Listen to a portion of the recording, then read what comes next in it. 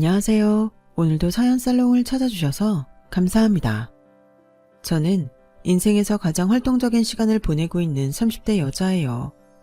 대학은 전문대를 나왔는데 생각했던 것보다 전공과 취업 연결이 용이하지 않아서 베이커리 카페의 정직원으로 일을 시작했죠. 대학 재학 때 카페 아르바이트를 해보았던 짧은 경력 하나를 의지했었네요. 그곳에서는 학력이나 집안 배경을 따지지 않았기 때문에 마음이 편했던 것 같아요. 제가 내성적인 것과는 별개로 서비스업이 적성에 맞더군요. 그 일을 하고 있을 때 남편을 만나게 되었어요.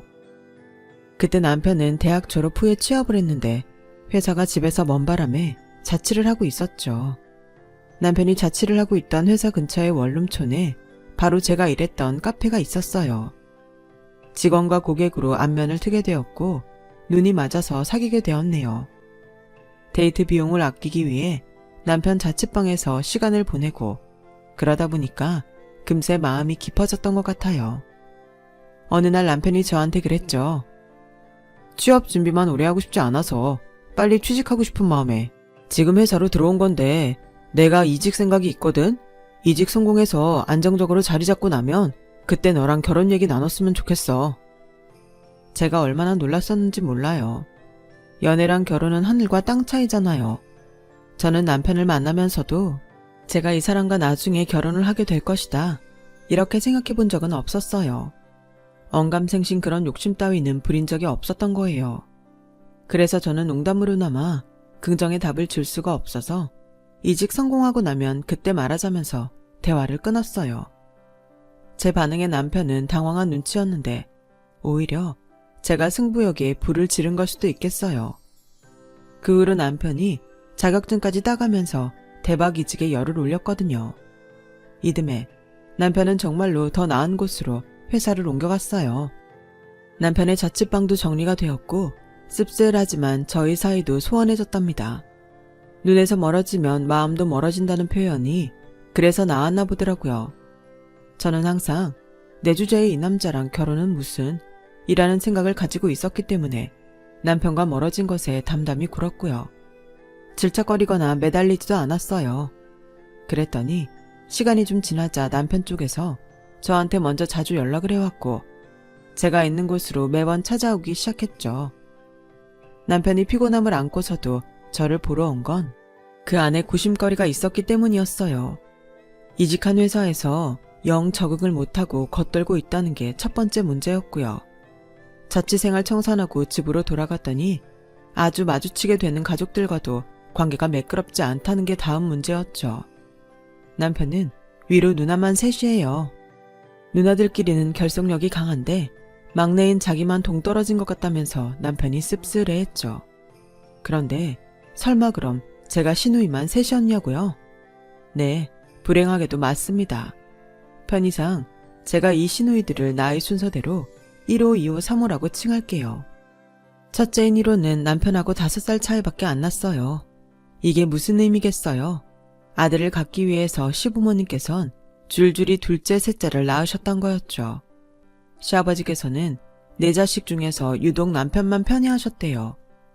바로 그러셨던 시아버지께서 췌장암 진단을 받으셨던 것이 남편의 마지막 고심거리였던 거예요. 시댁 식구들은 암을 이겨낼 수 있다며 희망을 갖자고 하였지만 시아버지께선 비관적인 태도를 취하셨고 하나뿐인 아들이 결혼하는 모습을 죽기 전에 보고 싶다는 소원을 내비치셨죠. 상황이 그렇게 된 바람에 남편은 복잡한 신경으로 매일같이 저를 만나러 왔었고 저는 그런 남편과 결혼하게 되었죠. 저희 집안은 가난합니다. 애들로 표현할 것 없이 흙수저 집안이 제 친정이었어요. 따로 살면 돈 나갈 일 투성일 거 알면서도 제가 집에서 멀리 떨어진 전문대에 진학한 이유는 거기서 학비 지원이 나오기 때문만은 아니었어요. 우울한 집구석을 탈출하고 싶었거든요. 저는 위로 오빠가 있고 아래로 1살 차이인 여동생이 있어요. 오빠는 중학교 때 가출을 일삼더니 고등학교 때 자퇴했어요. 부모님께서 뜯어 말리셨는데 자긴 원대한 꿈이 있다면서 끝내 자퇴했죠. 이 녀석아, 자퇴만은 안 된다. 아무리 그래도 고등학교 졸업장은 있어야 사람 대우해주는 게 사회야. 아버지, 모르는 소리 마세요. 이제 세상이 바뀌고 있다니까요. 그딴 졸업장 없어도 성공 가능하다고요. 의미 없이 공부할 시간에 제 미래에 투자하는 게 낫죠. 저 아는 형이 쇼핑몰 한다고 말씀드렸죠. 그거 같이 하면서 일단 돈부터 벌 겁니다. 큰소리 쳤지만 그것은 결국 그냥 헛소리였던 것으로 밝혀졌어요. 돈을 벌긴 뭘 버나요. 수중에 하도 돈이 없다 보니까 오빠는 끝내 집구석에 없는 돈마저 다 찾아서 훔쳐갔어요. 오빠의 만행 때문에 저는 매점 갈 돈도 없어서 간식 한번 사 먹어 본 적이 없었죠. 친구들이 매점에서 낱개로 팔던 OS, 몽실통통을 먹는 모습을 몰래 지켜보면서 얼마나 침을 삼켰었는지 모릅니다. 오빠는 성인이 되어선 웬 9살 연상의 여자랑 결혼하겠다면서 난리쳤었고요. 근데 그 여자가 알고 보니까 유부녀로 밝혀져서 일단락 됐었네요. 하여간 황당한 일이 정말 많았어요. 오빠 때문에 충격받으신 아버지께서 기어이 쓰러지셨고 멀리 사시는 외삼촌이 찾아오셔서 오빠 싸대기를 왕복으로 때리시곤 공장에 넣어버리셨어요. 제 여동생은 타고나길 총명하고 발랄하고 외향적인 사람이에요. 초등학교 고학년 때부터 이미 저는 여동생보다 한 수 아래였죠. 어니 노릇 해보려다가 여동생한테 몇 번 쥐어 터진 이후로는 제가 얌전하게 살았어요. 여동생은 중학생 때부터 본격적인 반항기에 돌입해선 양아치로 살았죠. 보다 못한 부모님께서 날 잡고 여동생에게 잔소리하신 날이 있었는데요. 그때 여동생의 반응이 가관이었어요. 엄마랑 아빠도 공부 안 했으면서 왜 나한테만 공부 열심히 하라 그래? 아무도 대학 안 나왔는데 왜 나한테만 대학을 목표로 공부하라 그러냐고. 나한테 공부머리 물려줬어? 아니면 공부할 수 있게 환경이라도 만들어줬어. 가난만 알려줬으면서 나한테 이래라 저래라 하면서 기대하지 마.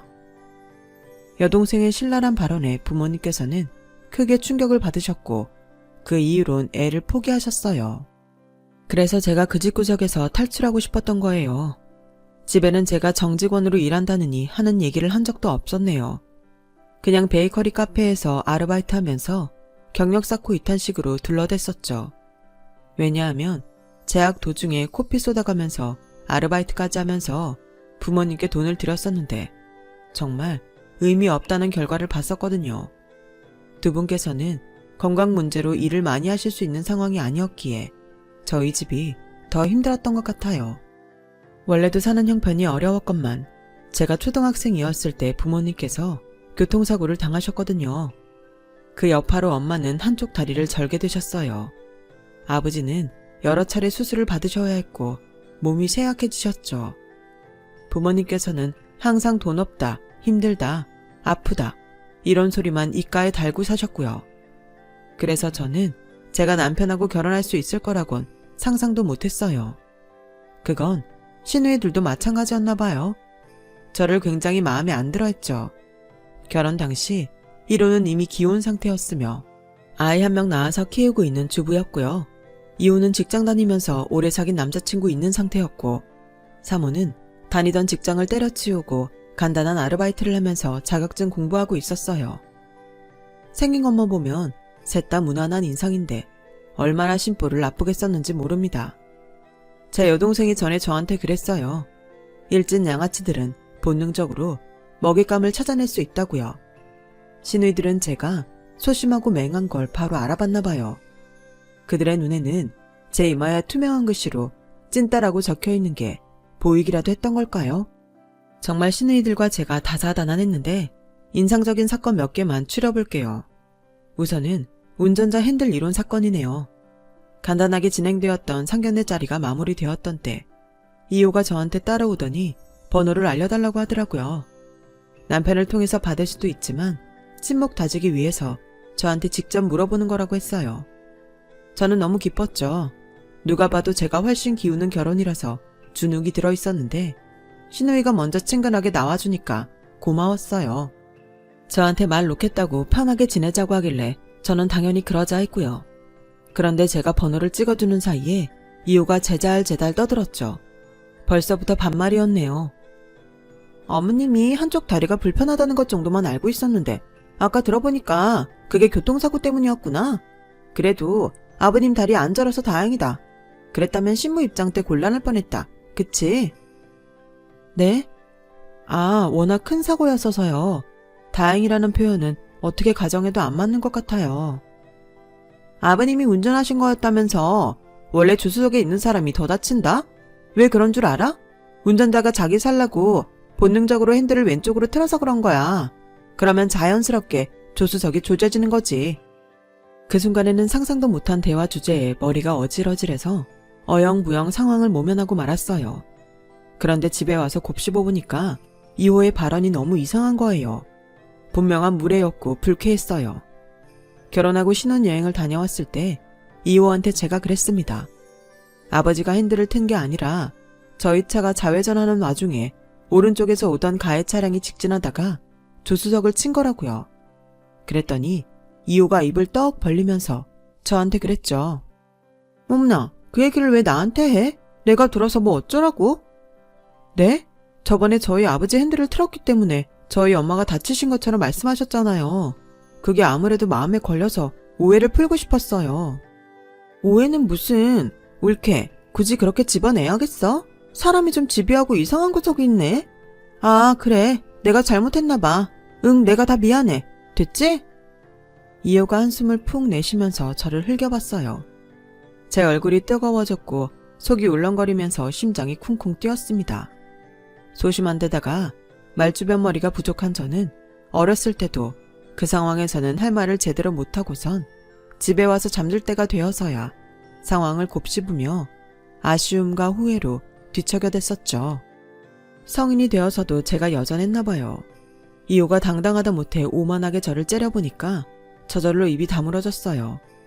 앞으로 이호랑은 엮이지 말아야겠다고 생각했었네요. 정말 솔직한 심정으로는 무섭고 꺼려졌단 이유가 컸고요. 다행히 이호는 직장인이었기 때문에 접점이 가장 적을 수 있었죠. 제가 매장 근무 특성상 휴일이 고정되어 있는 게 아니라 월 단위로 스케줄이 나왔어요. 그런데 그걸 알고선 1호가 저한테 스케줄을 보내라고 하더군요. 제가 머뭇거리자 1호가 은근하게 저를 압박했어요. 왜? 나한테 올케가 언제 일하고 싶는지 알려주면 안 되는 이유라도 있어? 혹시 떳떳하지 못한 거야? 떳떳하지 못하다뇨. 그럴 리가 없잖아요. 그냥 그런 걸 알려달라 하실지는 몰라서 놀란 것뿐이에요. 다음 달 스케줄 나오면 알려드릴게요. 알았어. 정확히 언제 나와? 마지막 주에는 나오겠지? 그거 우리 신간의 여자들 톡방에 전송 부탁해. 카톡방 중에서 신간의 여자들이란 이름의 방이 있었는데 시어머니, 시누이들 저까지 총 5명이 들어가 있었어요. 남편이 신씨라는 것은 당연히 유추가 되시겠죠. 제가 남편한테 신간의 여자들 톡방이 너무 불편하고 어렵다고 얘기를 해봤었어요. 그랬더니 남편이 희한한 반응을 보였었죠. 와, 여자들끼리 친목 다지는 거 너무 좋아 보이는데? 네가 당연히 말단이니까 처음은 어렵고 낯설고 힘들 수밖에 없지. 군대라고 생각해봐. 그럼 적응 못할 것도 없을 거야. 저는 군대를 안 가봤는데 그런 비유를 하면 제가 어떻게 공감을 할 수 있나요? 저의 속도 모르고 남편은 연애 때도 잘 안 꺼냈던 자기 군대 얘기를 1시간, 2시간 얼마나 길게 떠들던지요. 남편이 자기 누나들한테 어렸을 때부터 미움받고 살았다고 하길래 저랑 남편이 잘 통할 줄 알았는데 그게 아니라서 결혼 후에 좀 놀랐어요. 마치 저를 제물로 바쳐서 자기 누나들한테 환심을 사보려는 그런 인상마저 받았네요. 시누이들 셋이서 팔랑귀인 시어머니까지 꽉 잡고 있었으니 남편도 서열이 아래였던 거예요. 1호가 자꾸만 저한테 스케줄 얘기를 꺼내서 도저히 공유를 안 할 수가 없었는데요. 그걸 보면서 2호 사모도 저한테 오늘 쉬지? 이러면서 연락을 해왔고 귀찮게 굴 때가 정말 많았답니다. 마치 제가 편하게 휴무를 보내는 걸 용납 못하겠다는 듯이 그랬어요. 속 터지는 일이 꽤 있었지만 제 휴무를 이용해서 벌어졌던 사건 중 제일은 역시 닭장 안의 거지들 사건일 것 같아요. 결혼 후 얼마 지나지 않아서 시아버지께서는 결국 돌아가셨는데요. 그 이후로 시어머니께서 우울하게 치과하고 계시는 걸 보기 힘들다면서 1호가 같이 드라이브를 가자고 그랬어요. 제 휴무날을 콕 지정해서 말이죠. 와, 스케줄이 공유되니까 핑계거리가 없더군요.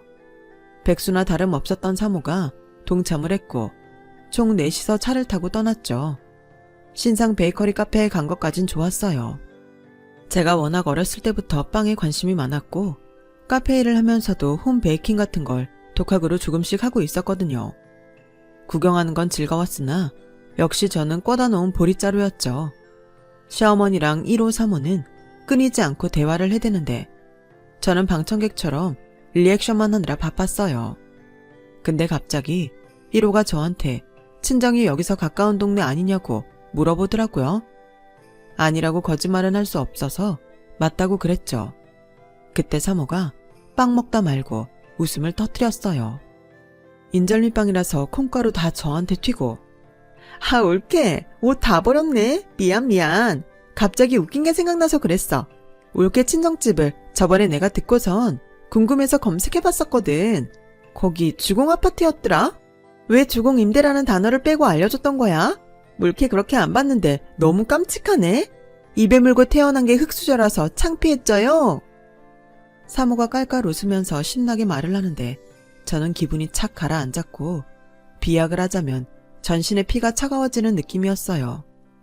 시댁이 저희 친정에 비하면 무척 잘 사는 건 맞았으나 객관적으로 그 자체가 대단한 부자는 아니었기에 저한테 그런 식으로 모욕을 준다는 게 이해가 안 됐고 억울했어요.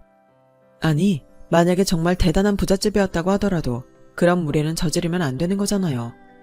1호는 그러지 말라며 만류하는 척 사모의 어깨를 손으로 치고 있었지만 피식 웃는 얼굴이었고요. 시어머니께서는 사모를 향해 목소리 크게 하면 주변에서 쳐다본다는 말씀만 하실 뿐이었죠. 아무도 제 편이 아니었죠. 그 순간 저는 마치 동물원의 원숭이 같았어요. 우리 안에 갇힌 새에 쏟아지는 시선을 감내할 수밖에 없는 무력함이 꼭 저의 처지와 동일했으니까요. 저는 어색한 미소를 지으며 더 이상 별로 먹고 싶지도 않았던 빵을 뜯어먹으며 그저 그 순간이 지나가기를 바랐었죠. 이윽고 그 나들이에 막이 내렸을 때 운전대를 잡은 1호가 조수석에 있는 사모한테 그러더군요. 가는 길에 올케네 집이 어떻게 생겼나 슬쩍 구경이나 하고 갈까? 그러자 언니. 어차피 거기 들러봤자 길을 돌아가는 것도 아니잖아. 올케도 간만에 친정집 보면 좋겠다. 자기 친정에 자주 안 가는 것 같은데? 사모가 냉큼 수락을 했어요. 룸미러를 통해서 1호랑 눈이 마주친 저는 형형한 그 눈빛을 보고선 차마 싫다는 말이 안 나와서 옆자리의 시어머니를 쳐다봤죠. 그런데 시어머니께선 관심이 없으시다는 듯 그저 시큰둥한 표정이셨어요.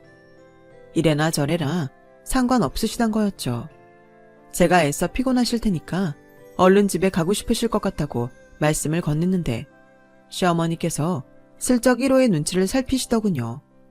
1호가 가잔대로 가시겠대요. 결국 네 사람이 탄 차는 저희 친정집으로 향하게 되었죠. 아파트 단지 앞에서 사모가 외쳤어요.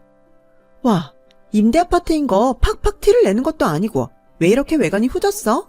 안에 있는 사람들 너무 불쌍해. 집집마다 창문이랑 베란다 사이즈를 봐. 닭장이야 닭장. 어머, 저기 우리 딸이랑 또래인 애가 자기 엄마 손잡고 걸어가네? 세상에 가여워라. 자기가 저런 집에서 태어나고 싶어서 태어나 사는 것도 아닐 텐데. 아 언니, 당연하지. 누가 닭장 안에 거지들 속에 섞여서 살고 싶겠어? 근데 올케네 집은 몇 동이야? 여기도 평수가 동마다 차이 나나? 혹시 이 중에서도 가장 좁은 닭장에서 산 거 아니겠지? 그러면 나 이제 올케 볼 때마다 눈물 나서 못 볼 수도 있어. 사모가 장난스럽게 손으로 눈가를 훔치는 신용을 했어요.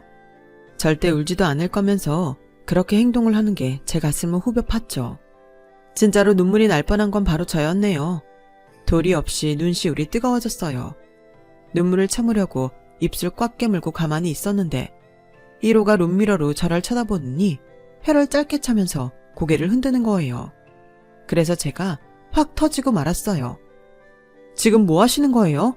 계속 저 바보 만드시면 좋으세요. 닭장이라고요. 거지들이라고요.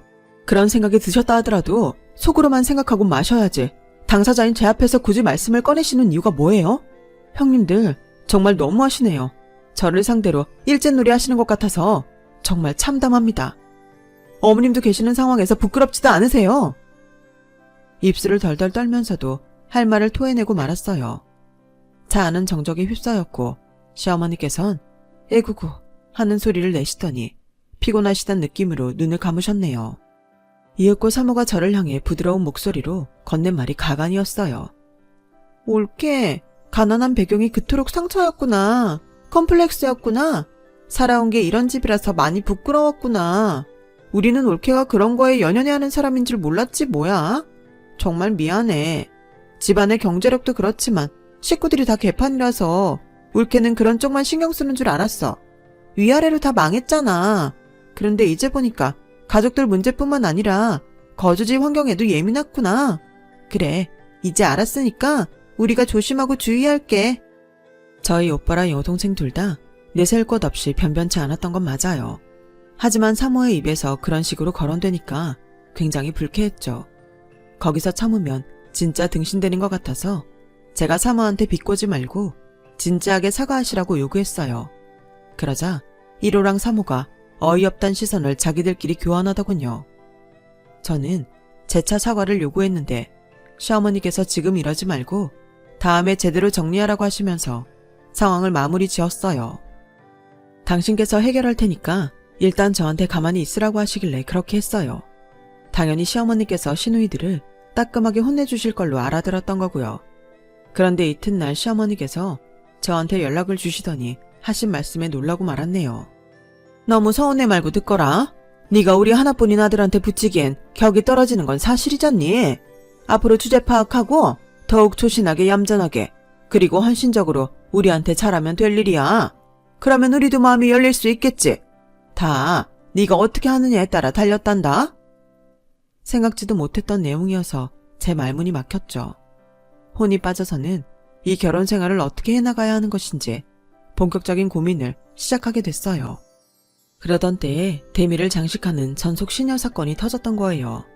시누이들이 결혼 전부터 저한테 정말 많이 못되게 굴었으나 맛있는 식당에 저를 데려가 준다든지 우리는 한 가족이라는 말을 강조해서 한다든지 이런 모습을 가끔 보여줬기 때문에 저는 그들의 올케로 지낼 수 있었던 거예요.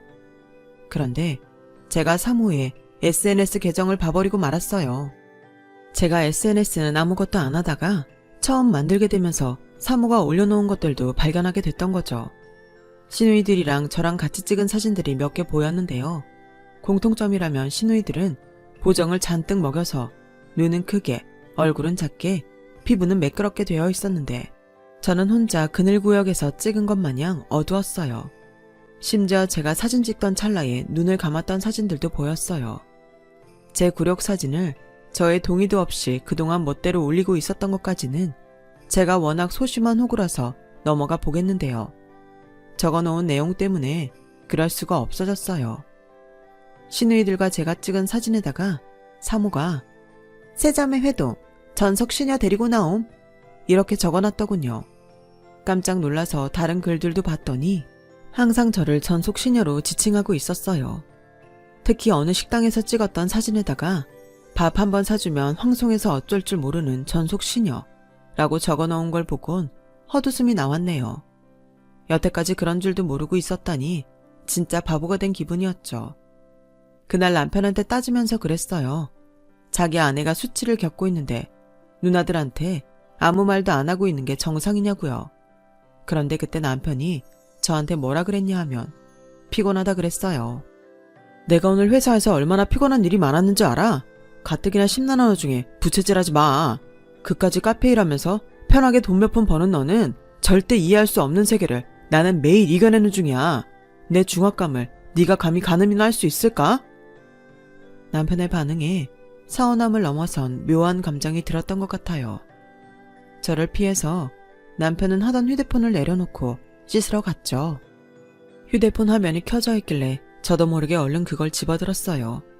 화면이 켜지는 순간 휴대폰 잠금이 걸릴 테니 서두르고 말았던 거예요. 이상한 직감이 들고 있었죠. 아무리 그래도 전속 시녀라는 발언에 남편이 최소한 놀랐어야 맞는 건데 그러는 낌새조차 없었다는 게 너무 이상했어요. 남편 휴대폰에서 바로 카톡부터 들어갔고 혹시 시누이들과 대화를 나눈 게 있나 찾아봤어요. 화면을 내리다 보니까 있더라고요. 사모와의 카톡방이요. 그 방을 눌러본 저는 저에 대한 내용이 있는 것을 보곤 손에서 힘이 빠져버렸네요.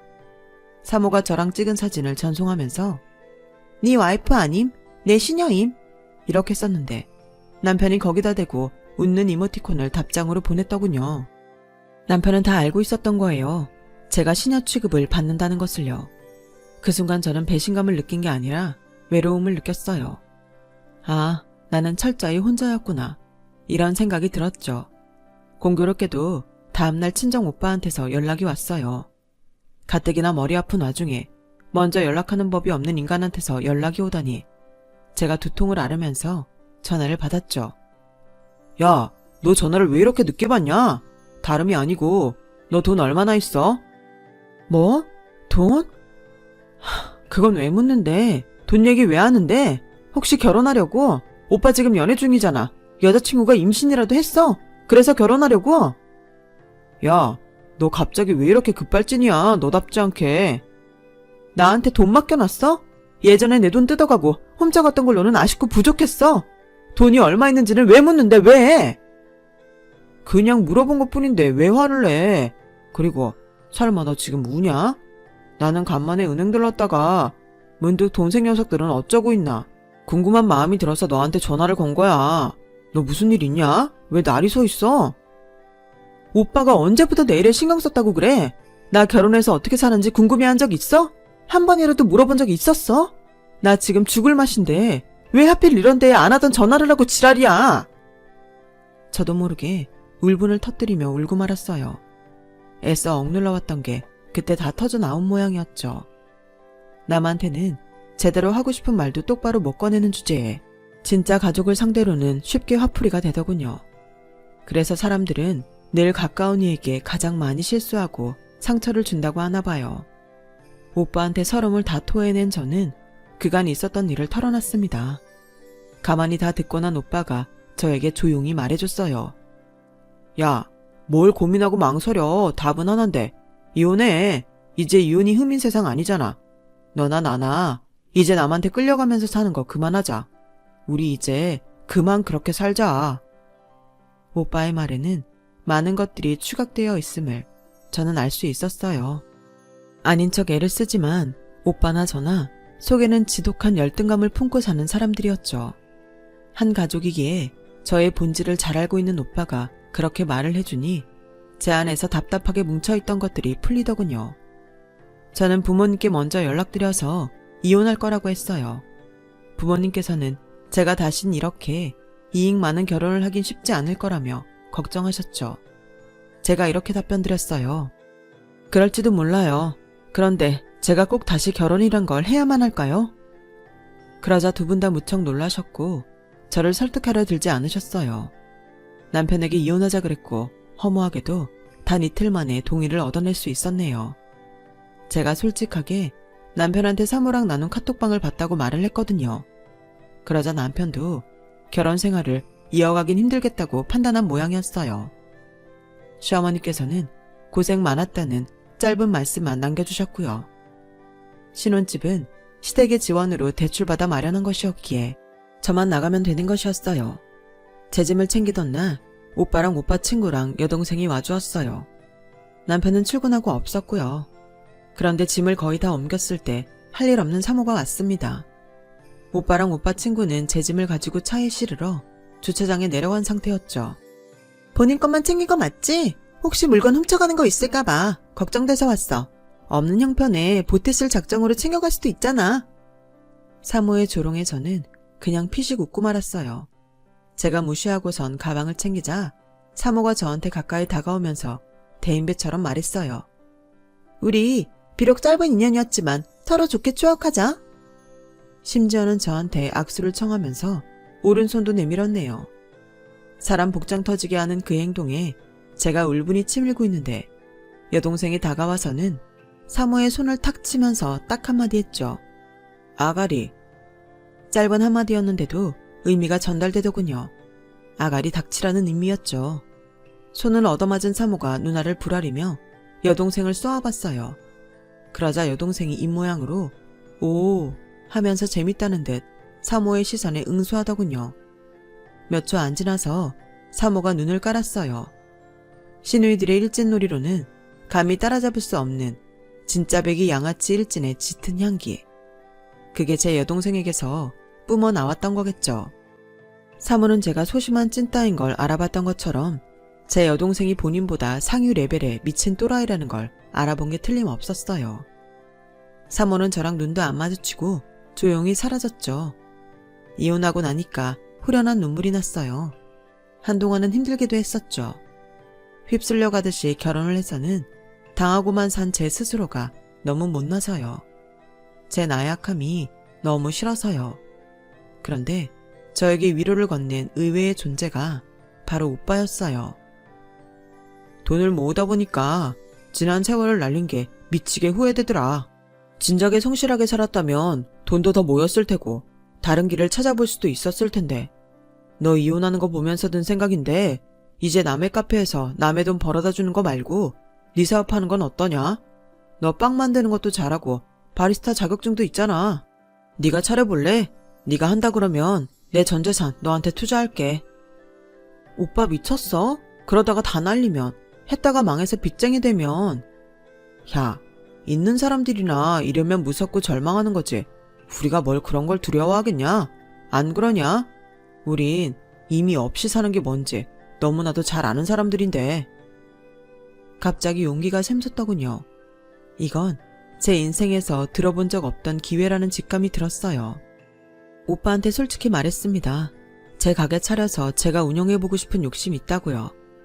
부모님께서는 말도 안 된다며 절대 안 된다고 반대하셨지만 여동생이 설득에 나섰네요. 잘 사는 놈들은 저기 꼭대기에 있는데 계층 사다리를 우리가 어떻게 건너가겠어?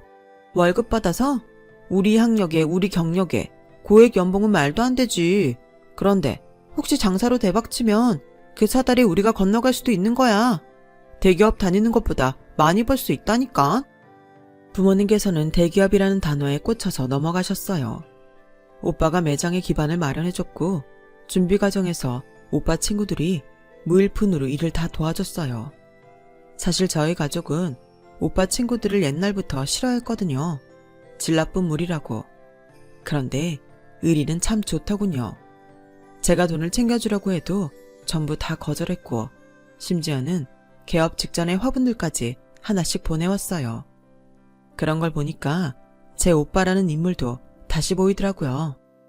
인망이 그렇게 좋은 줄은 몰랐네요. 가게 홍보하는 건 여동생이 도맡아서 해줬고요. 저는 여동생이 사지도 못할 명품 구경하고 짝퉁 기웃거리고 온갖 연예인 가십 다 깨고 있고 유명한 장소들 다 알고 있고 그런 거 알아둬서 대체 뭐 하나 싶었거든요. 닿지도 않을 이상을 그리며 허영심만 채워가는 것 같아서 여동생이 한심한 적도 있었고요.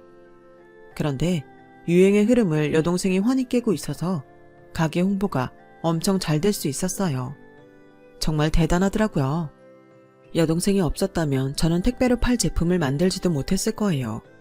솔직히 제가 보기에는 이게 그렇게까지 인기 많을 구운 과자인가 싶어서 의미 있는 것도 있었는데 여동생이 그걸 사진으로 찍어 올리니까 너무 그럴싸해 보이더라고요. 초기부터 미친 듯이 잘 팔렸어요. 제가 남을 따라한 게 아니고 스스로 개발한 레시피가 몇 개 있었는데 맛은 조금 어설플지라도 집에서 직접 만든 것 같은 정감이 묻어났거든요. 이게 제대로 먹혔어요. 단골 고객들이 형성되었고 이분들은 이내 충성 고객으로 전환되었죠. 힘들었던 결혼 생활은 어느덧 제 안에서 별거다닌 과거가 되었어요. 저는 점점 더 제 자신이 좋아졌어요. 자신감이 생겨갔고요. 가족들에게 애정도 깊어졌죠. 오빠가 결혼하게 되었을 때 저는 진심으로 축하해 주었고 물질적으로 제가 도와줄 수 있단 게 뿌듯했어요. 오빠의 상견례 날에 역대급 사건이 터질 줄은 꿈에도 몰랐지만요. 상견례 장소로 인기 있는 한정식 집이었는데요. 그 주말에 거기서 상견례를 잡은 건 저희뿐만이 아니었던 거예요. 세상에, 그곳에서 제가 전 시댁 식구들을 마주쳤습니다. 다름 아닌 2호의 상견례가 그날 있었던 것이죠. 저는 가게 일 때문에 따로 도착했는데 주차장으로 천천히 진입하자마자 식당 안에서 나오고 있는 한 무리가 눈에 들어오는 게 아니겠어요? 그 중에서 제가 아는 얼굴들은 전 시어머니, 1호, 1호의 남편, 2호, 3호 이렇게 5이었어요. 깜짝 놀란 심정을 가라앉히면서 그쪽을 살펴보니까 분위기가 상견례 끝나고 나온 듯 보였어요. 저는 운전석 창문을 내린 채로 천천히 차를 그쪽으로 몰았죠. 얼핏 들려온 대화 내용이나 옷차림새로 단박에 이호의 상견례 날임을 확신할 수 있었네요. 화기애애하게 인사들을 나누고 있는 현장 앞에서 브레이크를 밟은 제가 명랑한 목소리를 냈어요. 와, 이런 우연이 다 있네요. 그간 안녕하셨어요. 모두의 시선이 저에게 쏠렸죠. 예전 같았으면 저는 심장 떨려서 말을 더 못 이었을 텐데 제가 많이 달라져 있었네요. 경악한 전 시댁 식구들을 보니까 제법 즐겁기도 했고요. 전속 시녀였던 소심이 찐따가 확연히 다른 인상이 되어서 나타났으니 그들 입장에선 얼마나 놀라웠을까요? 마치 미호가 가까이 서 있었는데 제 쪽으로 상체를 슬쩍 기울이면서 작게 말하더군요. 좋은 날에 초를 치네? 갑자기 왜 여기서 등장하는 거야? 그 짜증스러운 반응에 저는 화답해 주기로 했어요. 큰 목소리로 외쳤죠. 아, 딱 보니까 그쪽이 오늘 주인공이신가 봐요. 상견례라도 하셨어요? 결혼 누구랑 해요? 전에 만났던 은행원? 아니면 양다리 걸쳤던 직장 동료? 아, 고등학교 동창회에서 눈 맞은 상대도 있었죠? 셋 중 어느 쪽이에요? 설마 셋 다 아닌 건 아니겠죠? 그럼 진짜 대박 사건인데? 순식간에 정막이 내려앉았어요. 이호가 덜덜 떨리는 손으로 저에게 삿대질을 날리는 사이 저는 슬그머니 창문을 올리며 차를 이동했죠. 제 발언으로 작은 소란이 벌어졌는지 다들 옥신각신하고 있는 게 보였고요. 주차를 하고서 제가 모르쇠로 식당에 들어가려는데 이호가 핏발선 눈으로 저를 잡아챘어요. 네가 다 망쳐놨다면서 저한테 소리를 지르더군요. 그러자 그 옆에서 전 시어머니랑 1호가 아직 상대 측이 다 보고 있는데 경거망동하지 말라면서 필사적으로 2호를 말렸고요. 저는 유유히 내부로 진입했는데 저를 사모가 따라왔어요. 거지년이었던 주제에 무슨 수로 차는 뽑았어? 옷도 백화점에서 산 거네? 남자 잘 물었니? 내 동생보다 잘난 놈이긴 한가 봐? 너랑 이혼하고 내 동생은 우울증 호소하다가 회사도 때려치우고 집에만 있는데 너는 왜 인과응보를 당하지 않는 거야? 세상이 왜 이렇게 불공평하니? 개 어이없네? 네? 인과응보의 뜻을 모르시는 거 아니에요? 제가 그쪽 집안에 잘못을 질렀어야 인과응보에 해당되죠. 그쪽 동생 원래 정신상태가 나약해서 제가 옛날부터 고민 들어주고 상담해주고 어르고 달래가면서 회사 생활 이어갈 수 있도록 만든 거나 다름없었는데 모르셨구나. 그리고 저는 남자에 기대서 잘 살고 있는 게 아니라 제 노력으로 살고 있는 거예요.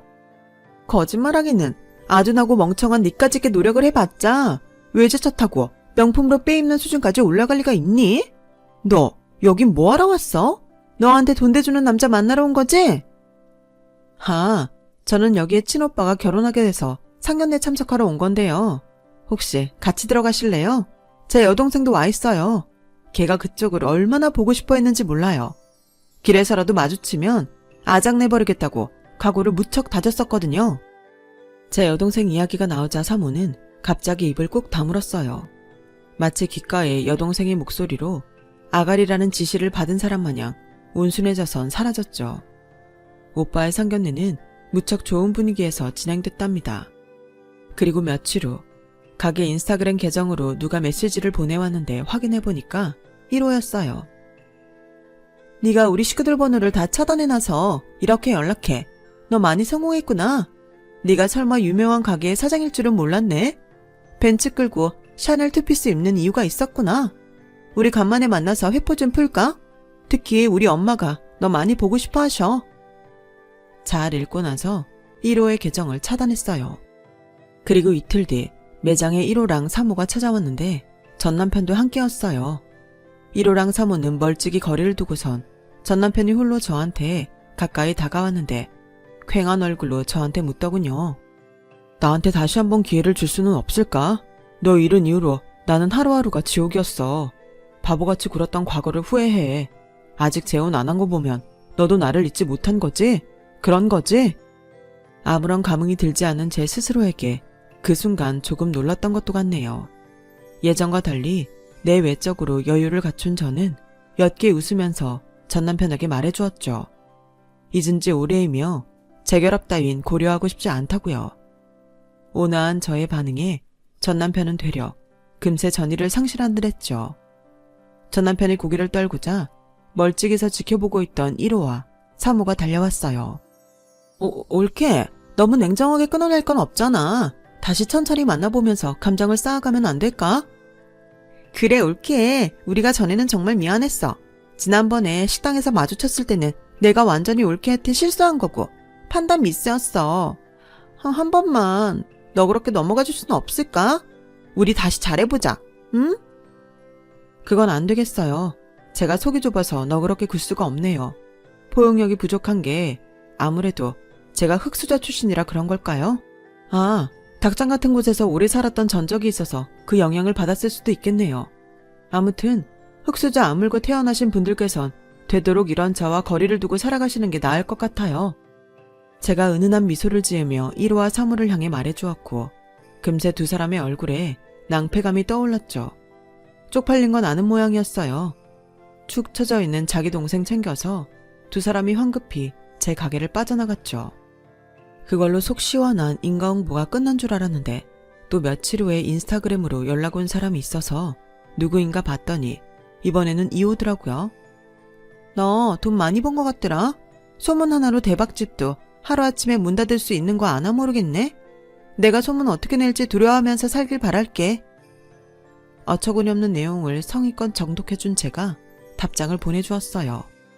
저는 예전부터 카톡 내용을 다 보관하는 습관이 있어서요. 그래서 전부 다 가지고 있어요. 결혼 생활하면서 당했던 것들이요. 혜진이가 내년에 초등학교 입학하죠. 부디 자기 엄마랑 이모들이 어떤 인성을 지녔는지 혜진이가 몰라야 할 텐데 제가 그 동심을 끝까지 지켜줄 수 있기만을 바랄 뿐이에요. 그럼 좋은 오후 되세요. 참고로 혜진이는 1호의 딸이랍니다. 몇 분 후 아주 구구절절한 2호의 사과문이 날아들었어요. 진심으로 미안하다면서 모든 걸 후회하고 있고 미치게 반성 중이라는 내용이었죠. 글만 보면 그렇게 애절할 수가 없었어요. 읽으면서 씁쓸한 웃음이 나긴 했지만 어쨌든 이로써 그들과의 인연에 정식으로 마침표를 찍게 된 것이 후련했네요. 이호는 그 남자에게 결국 파혼당했고 원치 않게 접한 최근자 소식으로는 아직까지도 결혼을 못한 상태라고 하더군요.